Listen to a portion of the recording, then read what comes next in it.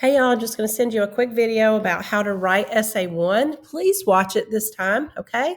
So here we go.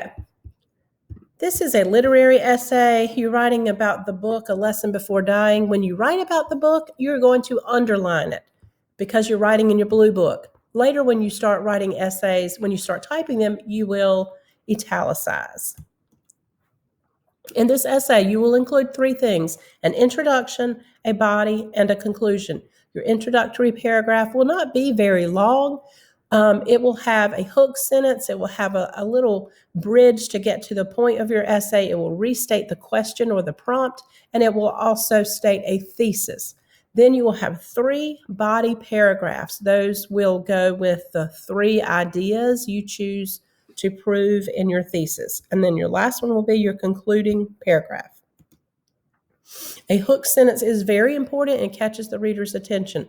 Do not use the word you in your hook sentence. Avoid having a question like, have you ever experienced racism? Do not talk directly to the reader. I hope you're writing all these little tips down. So a good hook could be something like a scenario or a little striking statement about like the number of racist events that people experience in a day. It could be a scenario like the George Floyd situation. It could be things like that have occurred. Even if you make something up, that it can be a scenario that you're making up, but it could be relevant to the situation. Like this situation in the book is of someone being charged for something he didn't do. I chose to use a quote. I just Googled quotes about racism, and here is one I used. British novelist Wayne Gerard Trotman said, "As long as there's racial privilege, racism will never end." Such is the case in Ernest Gaines's A Lesson Before Dying, a novel about what happens when powerful men decide to mistreat the powerless. So that was my hook sentence. After that, after my quote, I needed to connect to what I was going to talk about. And that's why I use this. It's called a little bridge sentence. Such is the case in Ernest Gaines's A Lesson Before Dying. This is how you would make Gaines a possessive word. And then you tell just a little bit about the novel. You could also go on here and tell some more about the plot of the novel in a couple of sentences. You don't have to tell the entire story, but just a little bit about the gist of the novel would be fine to put right here. And then you must have a thesis statement. A closed thesis is what we will use, and that is when you list all 3 points that you're going to prove. Here's an example. An open thesis is one that doesn't state the 3 points, but it still has an argument. Like this: A Lesson Before Dying paints a disheartening picture of a racial society in America. Sadly, many of the problems still exist. Or it could be this one, where I tell my 3 points. A Lesson Before Dying provides a disheartening but realistic glimpse of what happens when a powerful group uses dehumanization, lack of education, and a corrupt legal system to perpetuate racism. So you see, I listed my 3 points. That's called a closed thesis. And so when I list dehumanization first, I will talk about that first in my body paragraphs. Then I would talk about lack of education, and then I would talk about the legal system. These words would be in my topic sentence of my body paragraphs. Everything has to flow like that. Everything connects, everything flows. When you do that, you make your paper so much more coherent and so much easier for your reader to follow and to understand your line of thinking. And you're always proving things. If I say dehumanization here, I'll say it again in my body paragraph, and then I'll give you at least 3 examples of dehumanization in the novel. And it could be, I'll have quotations that I'll explain. I'll have plot details that I will explain. Everything goes back to the thesis statement. You have to have a thesis. You have to have an argument. These are just examples from another novel, different ways you could decide to arrange your thesis. You could do characters, 3 characters who show that Black lives do not matter in the 1940s when this book takes place. See, for this book, this was the help. I chose to talk about 3 characters. And that's how I did my thesis for that book. So think about that, y'all. You could do, if you could maybe think of 3 characters and 2 or 3 examples of each character, that could make your thesis. That could be the body of your paper. Okay, again, point 1, point 2, point 3 of your thesis, then your body paragraphs follow that order, as I said. So since I mentioned dehumanization here, that would go in my first body paragraph. Okay, so here's the example. And your topic sentence of your body paragraph has to have an argument too. Don't just tell a fact. It has to be something that can be proven with several examples.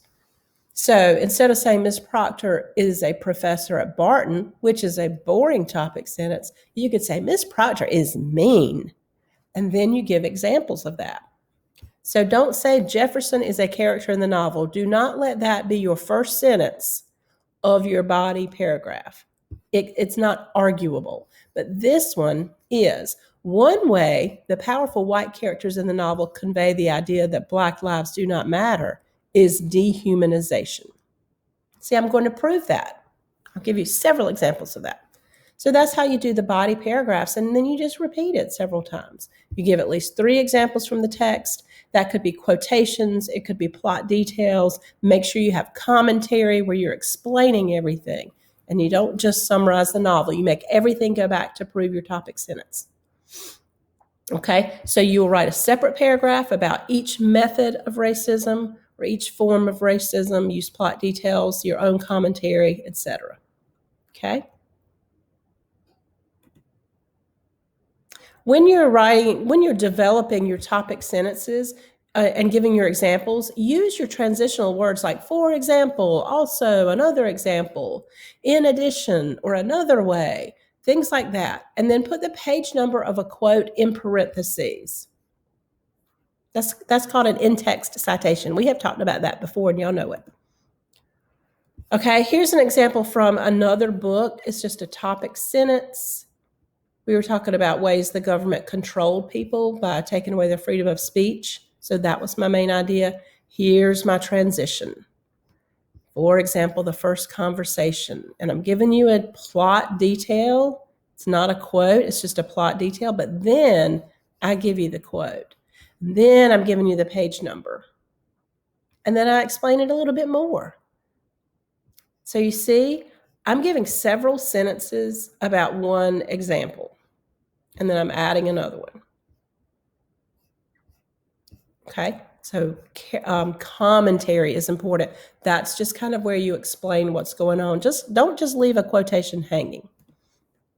Then your conclusion, that's how you end your paper strong. You want to make an A, so you try to end strong, and you restate your thesis at the beginning of your conclusion. So you would say your 3 points again. Therefore, through dehumanization, lack of education, and whatever, this novel gives a realistic glimpse of racism in America. And then I would try to tell just a couple of sentences, like through the heart-wrenching story of Grant and Jefferson, blah, blah, blah.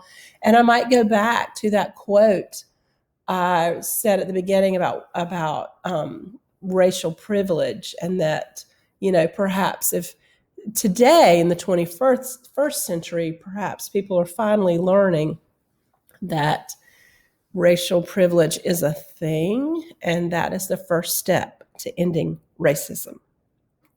So it's called a full circle ending, where you try to go back to whatever you said at the beginning. Like if you talk about George Floyd at the beginning, you could go back to that scenario in your conclusion. I'll tell you about this again when you get to class, but just don't forget you'll have an MLA page, a works cited page, where you just list the book title and the information, last name, first name, title of the book, the publisher, publication date. We did that in class one day, so just wanted to remind you of that.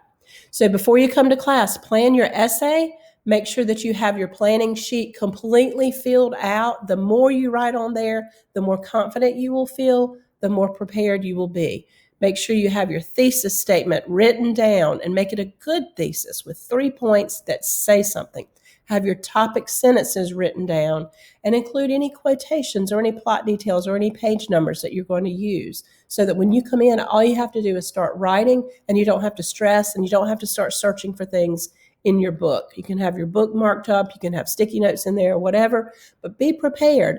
Come to class prepared for this essay. All right, guys, and I'll see you then, and good luck to you. Bye.